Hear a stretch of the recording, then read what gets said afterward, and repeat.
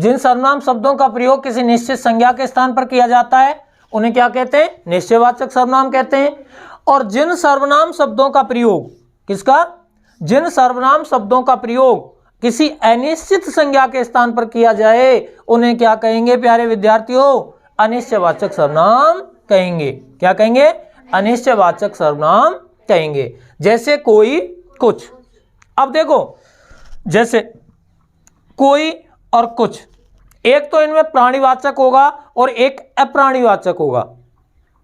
अब जो प्राणियों के लिए प्रयुक्त होगा तो वो तो प्राणीवाचक, और जो प्राणियों से अन्य के लिए प्रयुक्त होगा वो अप्राणीवाचक होता है। जैसे मैंने कहा कि आज हमारे घर कोई आया है। आज हमारे घर कोई आया है। कोई, देखो, अगर मैं उसे जानता उस संज्ञा का नाम, आज हमारे घर मोहन, आज हमारे घर मोहन आया है। क्या आया है? मोहन। देखो ये संज्ञा है। क्या है ये? संज्ञा। लेकिन इस संज्ञा के बारे में हम जानते नहीं है, अनिश्चित है। अगर जानते तो हम सीधे नाम ले लेते, लेकिन हम इसे जानते ही नहीं कि मोहन है कि सोहन है कि श्याम है कि राम है, कौन है, नहीं पता है, अनिश्चित है वो। क्या है वो? अनिश्चित है।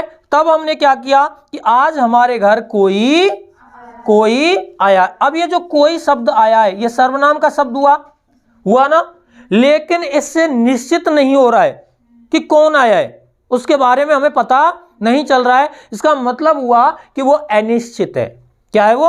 अनिश्चित है। और उस अनिश्चित जो संज्ञा है, ठीक है, जिसका हमें नहीं पता है, उसके लिए हमने इस शब्द का प्रयोग किया, तो ये क्या कहलाएगा?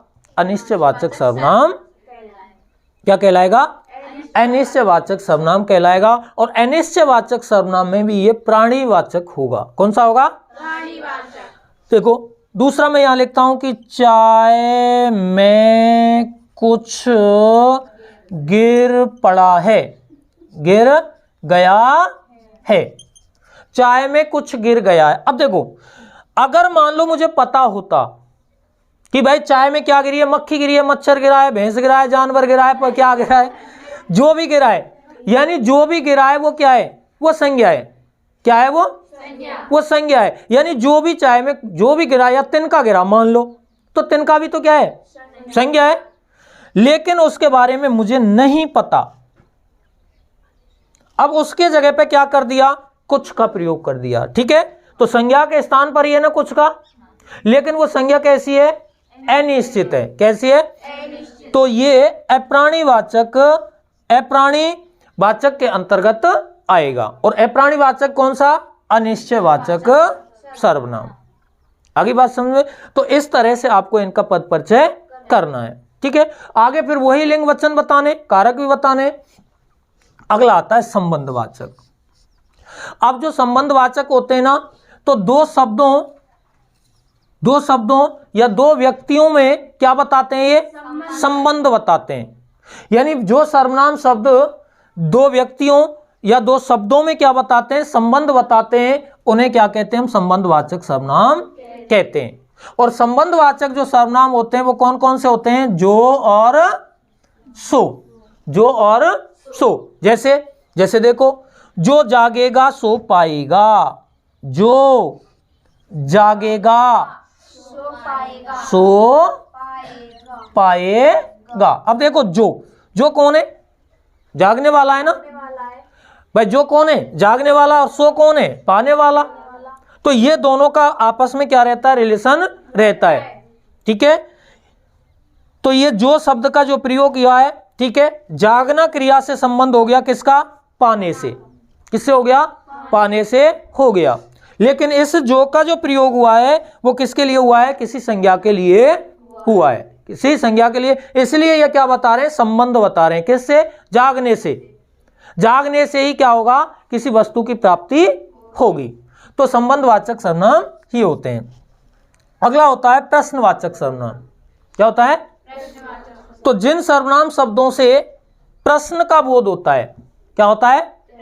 प्रश्न का बोध होता है, उन्हें क्या कहते हैं? प्रश्नवाचक सर्वनाम कहते हैं। जैसे कौन क्या, जैसे कौन क्या, ठीक है। अब देखो ये मैंने यहां लिखा कि यह कौन है, ये कौन। अब कौन से क्या हो रहा है, प्रश्न का बोध हो रहा है। क्या हो रहा है, प्रश्न का बोध हो रहा है कि नहीं हो रहा। ठीक है, तो ये कौन, ये संज्ञा के लिए ही तो प्रश्न हो रहा है, उस संज्ञा के बारे में तो पूछा जा रहा है प्रश्न कि वो संज्ञा कौन है।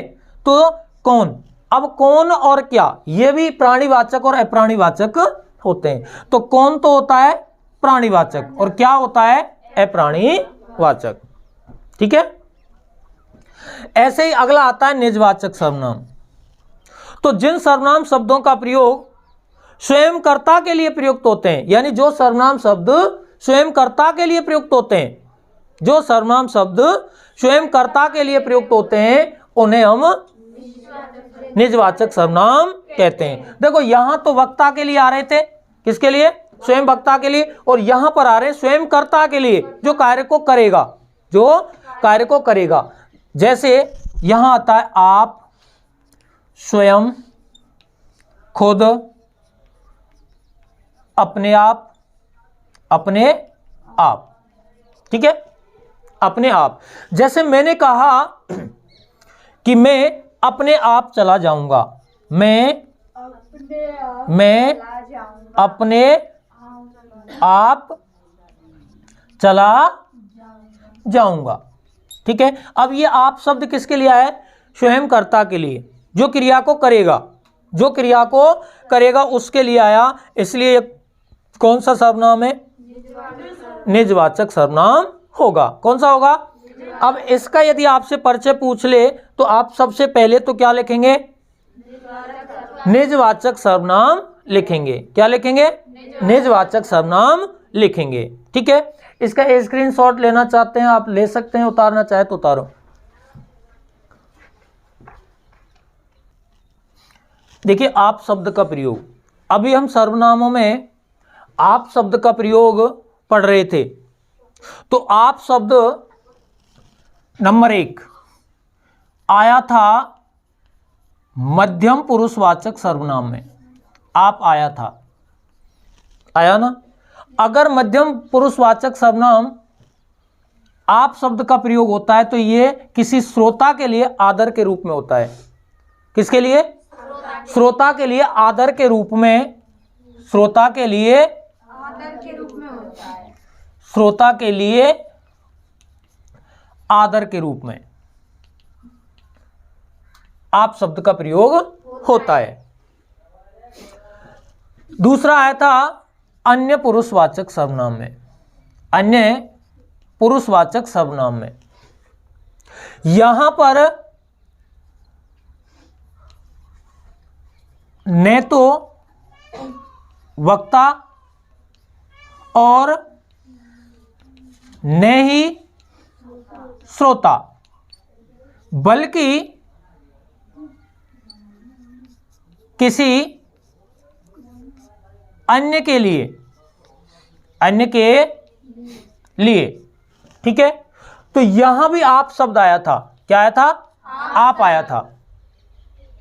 तो यहां पर कोई अन्य व्यक्ति होगा, ठीक है, ना तो बोलने वाले के लिए आएगा ना सुनने वाले के लिए आएगा, यहां पर सुनने वाले के लिए आता है। किसके लिए, सुनने वाले के, आदर के रूप में। और तीसरा आया था हमारा निजवाचक में।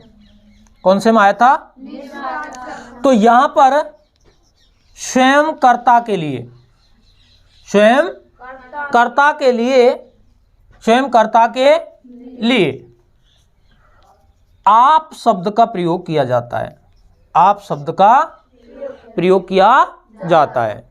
देखो यहां पर जैसे जैसे मैंने यहां कहा कि आप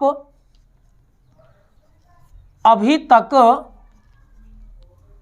कहां थे, आप अभी तक कहां थे, ये आप शब्द किसके लिए आ रहा है, श्रोता के लिए आया कि आप अभी तक कहां थे, आप अभी तक सुन रहा है ना, जिसके लिए मैं आप शब्द का प्रयोग कर रहा हूं, लेकिन आदर के रूप में कर रहा हूं।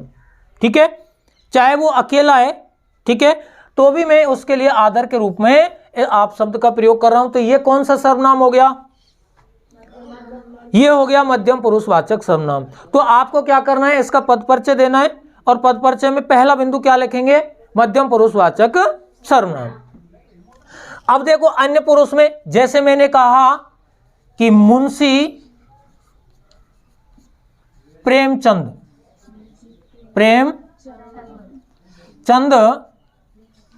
का जन्म सन 1880 ईस्वी में लम्ही ग्राम में हुआ। मुंशी प्रेमचंद का जन्म सन 1880 ईस्वी में लम्ही ग्राम में हुआ था। आप महान उपन्यासकार थे। अब देखिए, अब ये आप शब्द का प्रयोग हुआ है। किसका प्रयोग हुआ है? आप शब्द का प्रयोग हुआ है। अब बताइए, मैं बोल रहा हूं, मैं बोलने वाला हूं, आप सुनने वाले हैं, क्या ये प्रेमचंद के लिए इस आप शब्द का प्रयोग हुआ? क्या प्रेमचंद यहां सुनने वाले हैं? नहीं है ना। तो ये किसके लिए आ रहा है? किसी अन्य के लिए, ना तो वक्ता के लिए और ना ही श्रोता के लिए, बल्कि किसी तीसरे के लिए। अब ये कौन सी कंडीशन होगी? अब इसका पद परिचय यदि आपसे पूछा जाए तो आप सर्वनाम का कौन सा प्रकार बताएंगे? कौन सा बताएंगे? अन्य पुरुषवाचक सर्वनाम बताएंगे। ठीक है। अब यहां देखो निजवाचक में, अब निजवाचक में मैंने यहां लिखा, मैं अपने आप आ जाऊंगा, मैं अपने आप आ जाऊंगा। अब ये आप देखो, अब इस आप को देखो, अब देखो 3 वाक्यों में आप शब्द का प्रयोग हो गया और तीनों वाक्यों में कंडीशन अलग अलग है। यानी यहां पर ये श्रोता, तो श्रोता हुआ तो मध्यम पुरुषवाचक सर्वनाम, और यहां देखो ये सुनने वाला नहीं है, इसके बारे में वक्ता और श्रोता क्या कर रहे हैं? बात कर रहे हैं ना। अब वो कोई तीसरा ही व्यक्ति है, तो वो तीसरा कौन है? प्रेमचंद है। तो ये आपका प्रयोग हुआ है, तो अब इसका परिचय देंगे तो फिर क्या होगा? अन्य पुरुषवाचक सर्वनाम होगा। ठीक है। और इधर देखो, मैं अपने आप चला जाऊंगा। अब ये आप शब्द का प्रयोग देखो, ना तो श्रोता के लिए और ना किसी अन्य के लिए, बल्कि स्वयं के लिए। बल्कि किसके लिए? ये स्वयं के लिए। तब ये कौन सा सर्वनाम होगा? ये निजवाचक सर्वनाम होगा। तो प्यारे विद्यार्थियों, अब इनका आपको क्या करना है? पद परिचय। अब जैसे इसका पद परिचय करें तो क्या लिखेंगे? पहला बिंदु मध्यम पुरुषवाचक सर्वनाम। ठीक है, मध्यम पुरुषवाचक सर्वनाम। और बाकी के इसके लिंग वचन कारक जो भी है वो आपको बताने होंगे। ठीक है। नेक्स्ट विद्यार्थियों, मैं स्पेशल सर्वनाम शब्द का पद परिचय नेक्स्ट वीडियो में आपको कराऊंगा। ठीक है। ये हमारा हो गया सर्वनाम के भेद, सर्वनाम के मूल शब्द। ठीक है, सर्वनाम की पहचान। ठीक है। तो प्यारे विद्यार्थियों, अंत में मैं आपसे एक निवेदन करूंगा। ठीक है, देखिए, यदि वीडियो हमारी पसंद आए तो ज़्यादा से ज़्यादा लाइक करें, शेयर करें, और यदि पहली बार आप इस चैनल पर नए पधारे हैं तो इसे सब्सक्राइब करें, और सब्सक्राइब के बाद बेल आइकन का बटन अवश्य दबाएं। इससे आपको एक फ़ायदा होगा, जब भी हमारा कोई नया वीडियो अपलोड होगा तो सबसे पहले आपके पास नोटिफिकेशन पहुंच जाएगा। Okay, thank you.